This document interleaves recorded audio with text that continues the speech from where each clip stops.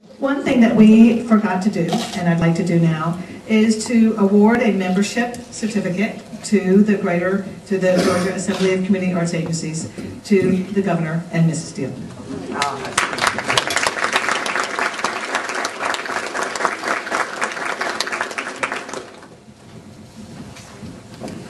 I know you were going to run to the piano and get one. We wanted to save you that trip. But everyone else went to the piano and get your application. Now it's time to do some advocacy talking, and Cindy Hill, the chair of Advocacy for GACAA, is going to start us off. And while Cindy's walking over here, this was definitely a team effort. But Cindy Hill is our chair, and she did an amazing job getting papers written, getting us together, making this day happen. So let's get there. It does take a team, and thanks to the team that helped me.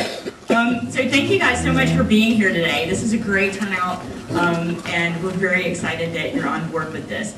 I'm going to keep this really brief because this is really about you sharing some ideas and us getting on message with our message today.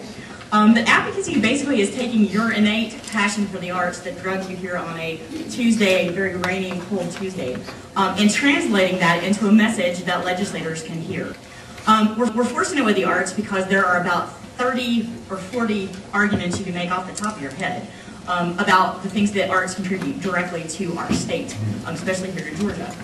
You know, arts education and directly improves SAT scores and improves dropout rates. That message, I mean, there's data, that's deep data that proves that. You know, the arts and culture celebrate our uniqueness of all of our different regions of the state. That's another thing that's a lot. We can go to Colquitt and see swamp gravy, you know, and all that kind of good stuff. So, you know, all those messages are out there, and they're all totally valid. But what legislators are listening to in this economy is the economic argument. And there again, we're very fortunate. You just heard Susan talk about the return on investment of 7 to 1, and that's conservative. That's a super conservative estimate. 7 to 1 on every dollar that is invested in the arts. And that's what it is. One of the reasons we decided to have Arts Advocacy Day on top of Tourism Day, which ended this morning, instead of on Nonprofit Day, is because we wanted to send a message that the arts are an economic engine for our state. And that is our message today. Last year, a lot of you helped save funding for Georgia Council for the Arts through your online efforts, through emailing your legislators and talking to them and calling them. And the reason we were all effective last year is that we had the same message. We were all calling with the same message, Save Georgia Council for the Arts, because. And that's what we're here to do again today, is to get on message for this year.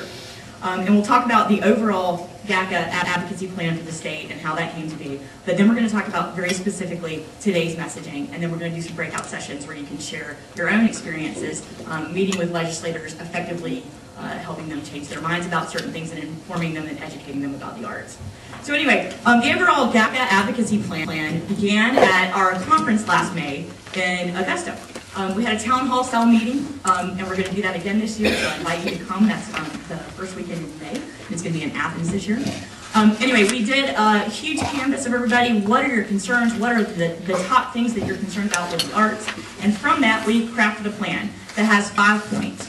The first is to establish some criteria for Georgia Council for the Arts. That included, oddly enough, getting it out of the governor's office and putting it into economic development. And so imagine our surprise when the governor's budget came out. Pleasant surprise, and I'm certain we had certain people behind the scenes helping us with this, but it came out, and they had already proposed moving Georgia Council for the Arts to economic development. So that's fantastic. It's a great idea. That is a strategy and a move that many states have made, and it has been extremely positive. The key is to keep it separate from tourism, separate and equal, and to make sure that we retain all of the criteria that the National Endowment for the Arts has for GCA to receive funding. So those are big parts of our message today, and we'll get to that in a second. So anyway, that was the first part of our advocacy step that the governor definitely helped us with, so thank you. The second is to establish a legislative arts caucus with our legislators here in the state, and also to form a grass tops network, which is grassroots, people throughout the state who are arts advocates, who can then identify people within their community, business leaders, arts leaders, political leaders, who have direct connections to the legislators, who can call them on their cell phone and say, hey, and deliver the message effectively. So we're going to talk a little bit about that in our breakout sessions today, about how to identify those people and reach out to them. The third was to formulate an arts education plan, and that is going forward. Laura Lieberman, who is on our board for GACAA and who is the executive director of the Cultural Arts Center in Douglasville, is actually going to be chairing that. So if you're interested in serving on that, I encourage you to talk to Laura today after we adjourn. She's taking on that Herculean task. And so that will be coming out. We understand that arts education is very important, and that will be part of our messaging down the line. The fourth element is $1 million for Georgia Council for the Arts. It's not a lot of money. It's not a lot of money. It's about twice as much as currently budgeted for FY12. $1 million for GCA is 10 cents a person in the state of Georgia. You'll see lots of marketing that we're going to do that's targeting to legislators about give a dime, can you spare a dime, that kind of thing. Minor investment. It keeps us at 49th in the nation in arts spending and arts funding, which is not a great place to be, but it's not 50. So this year, that is what we're looking for. The great thing about this, though, is that GCA has a matching grant from the National Endowment for the Arts of up to $900,000. So every dollar that the Georgia General Assembly invests in Georgia Council for the Arts, they get an additional matching dollar from NEA. That's just sound business. That's an easy message that we're going to be delivering today, and that's a great message. So there's, you're giving away money basically if you don't reach that $900,000 threshold. And the fifth is to advocate for other legislation at the state and national level that positively impacts the arts in Georgia. If you're not already on our mailing list, you will be after today. You can opt out if you need to, but we will put you on our GACAA advocacy list. We are the partners with Americans for the Arts to help get the national messaging out, and we'll have handouts after the program today that you'll be able to pick up on the piano up here about some of the national legislative issues that are coming up this year. And we urge you to take action when you feel like taking action, and to help educate your audiences and your patrons and your performers, your artists, and encourage them to take action too. There's a really easy system called CapWiz. If you've not used it, it's really ridiculously easy, and we'll be sending you links through that. It's basically you put your zip code in, and it pops up with your legislators. It has a ready-made message for you to send, and you can of course always add local color or local comments to them. Great to see you last week at the symphony. Here's what is on my mind. Hope you'll vote this way. So look for all of that. We're going to be reaching out to you and really counting on you using your voice to affect change. Now today, when you're going over across the street to talk to legislators, we have a couple of messages just for you to deliver. As you're meeting with them, a lot of you already know these people. They're from your area. You've already spoken with them. But if not, cultivating relationships with these people is just like, you could watch Dr. Phil and just extrapolate it, basically. It's got to be built on trust. You have to give them good information. You don't want to blow smoke. You want to be factual. If you don't know the facts, if they ask you a question that you are not 100% sure about, get back to them. So say, look, I'll get back to you on that, and do. In a timely manner, in a direct manner. Be direct, certainly be friendly. Hopefully they are already coming to your events, but if you're not already inviting them to your events, you need to put them on your mailing list. Oftentimes they won't be able to make it because they're so overcommitted, as Mrs. Deal probably is learning really quickly. But occasionally they will, and when they come, they get it. You know that. If they're in your audience, they understand the impact of your work. So please do that. That's kind of a basic thing. When you're talking to them today, be sure to be brief, be respectful of their time, be direct about what your message is. We'll talk about that in just a second. And we've got a sheet for you to leave behind for them. We don't want to pile on with a ton of different information, but we've got one sheet that's two-sided that has all the information that they're going to need to take action or to educate themselves about the Georgia Council for the Arts and the funding for the arts. So be sure to use that. It has a place at the bottom for you to fill in your name, your organization, your street address, your phone number, your email. Be sure to do that, because when you're walking across the street, the most important role you have is as a voter. You are one of their constituents who are somebody who could vote for them or not. And that is your most effective role when you're walking across the street. Not as an arts, I'm super enthusiastic about the arts. It's to go over, present the business plan, which is right in front of you, and say, this is just smart business for Georgia. And I'm a voter for you, and you should listen to me because of that.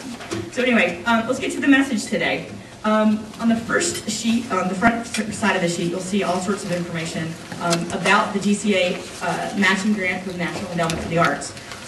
You don't have to review all of that with them. The two main messages that you need to talk to them about today is how the arts impact your local community, and also ask them to support the move of Georgia Council for the Arts to the Department of Economic Development in a way that maintains its eligibility to receive NEA funding. It's in bold lettering. You can say that however you'd like, but that's it. There are certain criteria, and it's just organizational criteria, guys. It's not anything, you know, massively troublesome. It's literally organizational. That if they make this move in the right way, positions GCA to continue to receive this kind of funding. The other message is that encourage them to fund GCA at $1 million and educate them about the NEA matching grant. It's giving away money. If the budget in the state of Georgia is anything less than $900,000, it is literally giving away money that is promised to us. So that's a very strong message. You know, that's a great message to have today. Again, fill in your information at the bottom there, and then on the back, we have some suggested criteria that was also come up through, that also came out of the town hall meetings with the arts professionals last year at our conference. Suggested criteria for appointments of council members and things like that. As they're moving GCA, they have to re-establish all the legislation that creates GCA and puts it there. So it's good for them to have some ideas. This is all based on other states and what other states have done that has really elevated the level of their arts councils. And then the bottom is a summary of statewide economic impact of the arts that was composed by, or that was done from a study by Bruce Siemens, who was working with the Georgia Communities for Growth folks at Metro Atlanta Arts and Cultural Coalition. Bruce is the number cruncher for the legislature. He's very conservative in his numbers. He's an economist at Georgia State University. His numbers are very trusted. The legislators know his name, and they know to trust his information. It's a little bit more conservative than the tourism calculator and then the arts calculator, Arts USA, and the one at Georgia Council for the Arts. But we went with these conservative numbers because you can't poke holes in these. They were certified by PricewaterhouseCoopers. You know, they're solid. They're solid. So this is all great information. You can take this sheet and leave it with your legislators. We have other copies up here. I encourage you to leave one if there are like 5 of you in your group going to see one legislator. Put everybody on one list. And hand them one sheet, and so you don't drown them in paperwork. But we have plenty of these, and we will be emailing these to you too. So you can use them, you can send them in letters to your legislators at a later date, that kind of thing. All right, for now, we're gonna do a little breakout session. We're gonna do 2 of them. They're gonna be brief, like 10 minutes a piece. And the first one is going to divide you in ways that you will meet some new people. We're going to do that for 10 minutes. What you have to talk about is what's been your most positive or effective communication with a legislator? Have you had a great meeting with somebody? Have you had a great pitch to them in terms of what the value of the arts is? It's about getting you on topic messaging to the state. We're going to do that for about 10 minutes. We're going to come back together at that point and then break out into local groups before you go across the street. I understand that people have meetings starting at 1, so we will let you know when it's about 10 till 1 so you can walk across the street. But for now, let's break out according to birthday.